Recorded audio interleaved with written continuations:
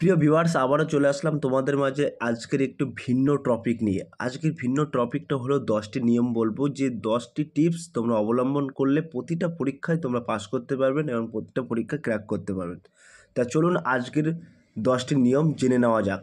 তার আগে বলবো, যে সকল ভিউয়ার্স এখনও পর্যন্ত আমার এই চ্যানেলটি সাবস্ক্রাইব করেনি তাদেরকে বলবো প্লিজ অতি দ্রুত সাবস্ক্রাইব করে দিয়ে আমাদের পাশে থাকুন এবং বন্ধুদের মাঝে শেয়ার করে দিন। প্রিয় ভিউয়ার্স, ইতিমধ্যে তোমরা জানো গ্রাম পঞ্চায়েত এক্সাম প্রিপারেশান 2024 বিজ্ঞপ্তি বার হয়েছিল, তার কিন্তু অ্যাপ্লাই শুরু হয়ে গেছে। লোকসভা ভোটের আগে গ্রাম পঞ্চায়েত দপ্তরে প্রচুর শূন্যপদ কর্মী নিয়োগের বিজ্ঞপ্তি প্রকাশিত হয়েছে। ইতিমধ্যে আবেদন প্রক্রিয়া শুরু হয়ে গিয়েছে এবং বহু প্রার্থী আবেদন করেছে। যেসব প্রার্থীরা আবেদন করেননি তারা খুব শীঘ্রই আবেদন করুন। গ্রাম পঞ্চায়েত দপ্তরে যে কোনো পদে আবেদন করার জন্য ইচ্ছুক প্রার্থীরা অবশ্যই প্রস্তুতি নেওয়া প্রয়োজন। তো আজকে মূলত আমি 10টা টিপস তোমাদেরকে বলবো। এই টিপসগুলো অবলম্বন করলে কি কি বই পড়বেন সব কিছুই কিন্তু আজকের এই বিস্তারিত তথ্য আজকের এই ভিডিওর মাধ্যমে বলবো। তাই বলবো ভিডিওটি স্কিপ না করে সম্পূর্ণটি দেখার জন্য অনুরোধ রইল। কোন বই পড়বেন, দিনে কয় ঘন্টা বই পড়তে হবে, এই পরীক্ষার সিলেবাস, যে কোনো বই থেকে প্রস্তুতি নিলে এই পরীক্ষা ট্র্যাক করা যাবে, এই সব সমস্ত তথ্য আলোচিত হবে আজকের এই প্রতিবেদনে। যেসব আবেদনকারী এই সব প্রশ্নের উত্তর চাইছেন তাদের জন্য আজকের এই প্রতিবেদনটি খুবই গুরুত্বপূর্ণ, অর্থাৎ আজকের এই ভিডিওটি খুবই গুরুত্বপূর্ণ। তা চলুন দেখতে থাকুন। পঞ্চায়েত দপ্তরে এই পদগুলির জন্য বহু চাকরির প্রার্থীরা আবেদন করেছেন। এর থেকে ধারণা করা যাচ্ছে ও সংবাদ মাধ্যমে উঠে আসছে পরীক্ষার পদ্ধতি ও পরীক্ষার প্রশ্নপত্র খুব একটা সহজ হওয়ার সম্ভাবনা নেই। সো প্রিয় ভিউয়ার্স, পঞ্চায়েত দপ্তরে কিন্তু বহু প্রার্থী আবেদন করেছে, তার থেকে কিন্তু আমরা একটা সম্ভাবনা করেছি এই পরীক্ষায় কিন্তু প্রশ্নপত্র খুব একটা সহজ হওয়ার সম্ভাবনা নেই। প্রশ্নপত্র সহজ হলে পরীক্ষার কম্পিটিশান বেশি হওয়ার সম্ভাবনা আছে কিন্তু। তাই সকল চাকরি প্রার্থীদের এই পদগুলি চাকরির জন্য অবশ্যই নির্দিষ্ট নিয়ম মেনে প্রস্তুতি নিতে হবে। যে কোনো চাকরির আগে নির্দিষ্ট প্রস্তুতি নেওয়া খুবই প্রয়োজন। এই পঞ্চায়েত দপ্তরে পরীক্ষা ছাড়াই অন্য যে কোনো পরীক্ষা প্রস্তুতির জন্য আবেদনকারীদের নির্দিষ্ট গণিত, ইংলিশ, সাধারণ জ্ঞান ও জেনারেল সায়েন্স ইত্যাদি বিষয়ে পড়াশোনা খুবই গুরুত্বপূর্ণ।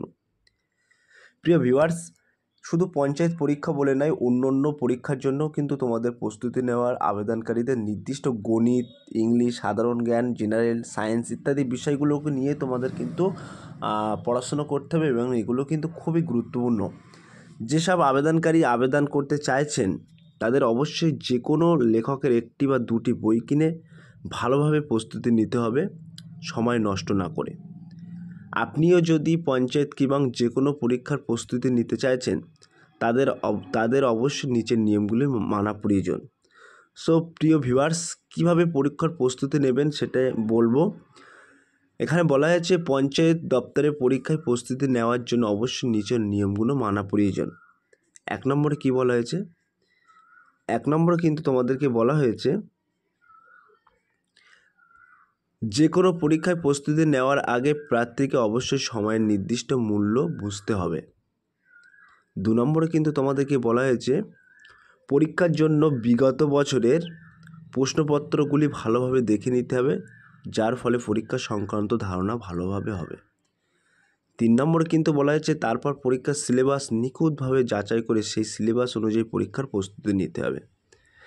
সো প্রিয় ভিউয়ার্স, তোমাদের পরীক্ষার যে সিলেবাস আছে সেগুলো কিন্তু নিখুঁতভাবে যাচাই করতে হবে এবং সেই সিলেবাস অনুযায়ী কিন্তু পরীক্ষার প্রস্তুতি নিতে হবে। এখানে 4 নম্বরে কিন্তু বলা হয়েছে পরীক্ষার প্রস্তুতি নেওয়ার সময় প্রার্থীকে অবশ্যই মনে রাখতে হবে তার দুর্বলতম বিষয়গুলি ভালোভাবে নজর দিতে হবে, পড়তে হবে। অর্থাৎ যেগুলি তোমার যে সাবজেক্টের উপর তোমার দুর্বলতা আছে সেইগুলোর ওপরে কিন্তু তোমাকে বেশি ফোকাস করতে হবে এবং বেশি প্রেশার ক্রিয়েট করতে হবে।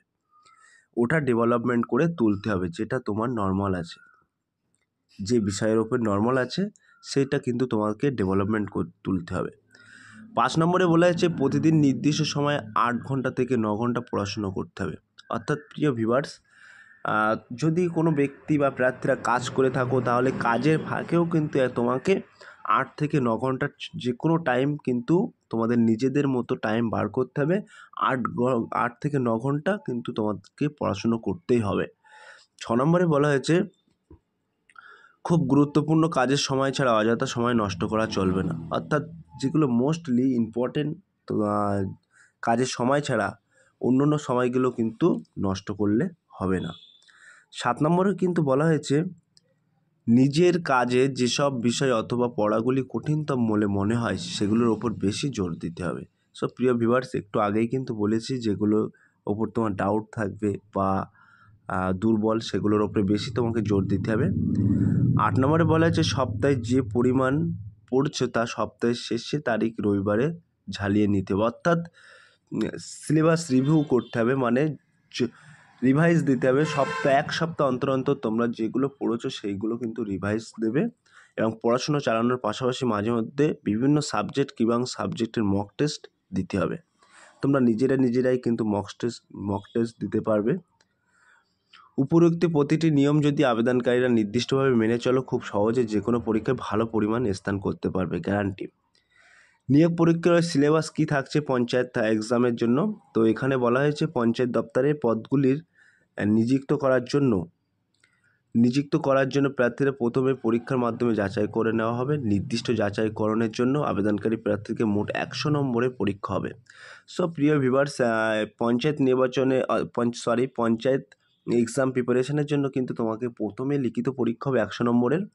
মোট 100 নম্বরের পরীক্ষার মধ্যে 85 নম্বর না থাকবে লিখিত পরীক্ষা, আর 5 নম্বর কম্পিউটার টাইপিং টেস্ট এবং 10 নম্বরের থাকবে কিন্তু ইন্টারভিউ। তো এই সর্বমোট তোমাদেরকে 100 নম্বরের পরীক্ষা হবে এবং সিলেবাসটা কিন্তু আমি আবারও এখানে জানিয়ে দিয়েছি।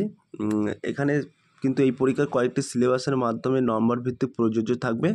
85 নম্বর লিখিত পরীক্ষায় বাংলা বিষয় থাকবে, 25 নম্বর ইংরাজি, 25 নম্বর অঙ্ক, 25 নম্বর সাধারণ জ্ঞান, আর 10 নম্বর সাধারণ জ্ঞান বিষয় থাকবে 10 নম্বর। এই লিখিত পরীক্ষায় উত্তীর্ণ প্রার্থীদের অন্য যাচাইকরণগুলির যোগ্য বিবেচিত করবে। সো প্রিয় ভিউয়ার্স, এখানে কিন্তু তোমাদেরকে সিলেবাসটা উল্লেখ করে দিয়েছি। তো অ্যাপ্লাই লিঙ্কটা আমি ডেসক্রিপশান বক্সে দিয়ে দেবো। অলরেডি কিন্তু অ্যাপ্লাই শুরু হয়ে গেছে। তোমরা কিন্তু এই ডেসক্রিপশান বক্সের লিঙ্ককে ক্লিক করে সরাসরি তোমরা আবেদন করতে পারবে। তো সো প্রিয় ভিউয়ার্স, এই ছিল আজকের টপিক ভিডিওটি। যদি ভিডিওটি ভালো লেগে থাকে প্লিজ লাইক, কমেন্ট এবং শেয়ার করে দিন বন্ধুদের মাঝে। ফিরে আসছে আগামী দিনে তোমাদের জন্য নতুন একটি টপিক ভিডিও নিয়ে।